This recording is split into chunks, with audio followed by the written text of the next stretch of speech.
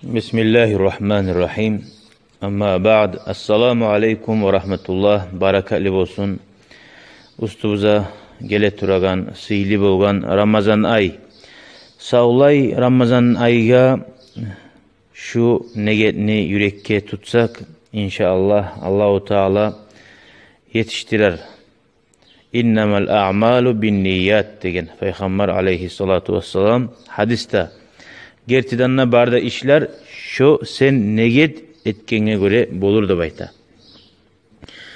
Allah bizim negetlerimize yetiştirsin. Biz neget ettik. Peygamber aleyhissalatu vesselam etken negetlerini aldığını bizim imamları biz, alimleri biz, Müslüman kardeşlerimiz etken barda yaxşı negetlerini etmege hasokta sili bogan peygamberini, ahulları, ahlu baytları, ashabaları etken negetlerini.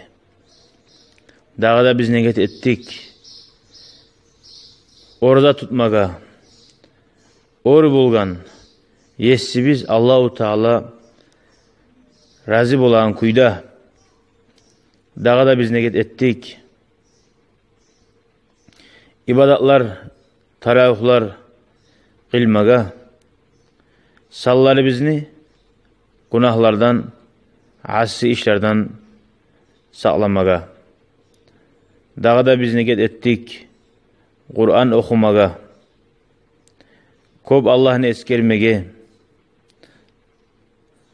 okuyda Peygamberimiz aleyhissalatu vesselam'a sili bulgan kop salavatlar salmaga. Dağda biz neget ettik, saklanmaga, kişini ardından söylemaktan,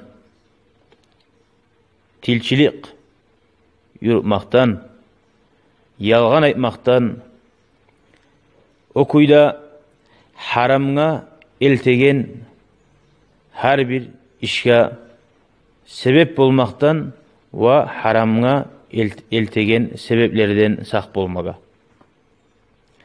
Dağda biz neget ettik, kop sadakalar etmege. Okuyda yarlaga, yetimlaga, ersiz kalgan gatulaga da kömekler etmege. Dağda biz neget ettik. Kamil kuyda İslam dinini edeplerin yürütma, namazani cemaat bulan oz vaktisine kılmaga. Okay, biz neget ettik. Barda yaxşı negetleni Allahu Teala'nın yaxşı kulları etken şu Ramazan ayda.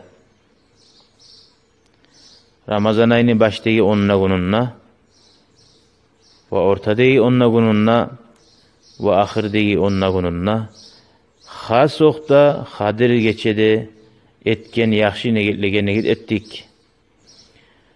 Ve başka geçilerde de ve başka kullarda da ve salat salamlar olsun bizim biz Muhammed'ka sallallahu aleyhi ve sellem ve onu ahlularına ve ashabalarına sili bulgan alhamni sirrular bulan Allah kabul etsin. El Fatiha.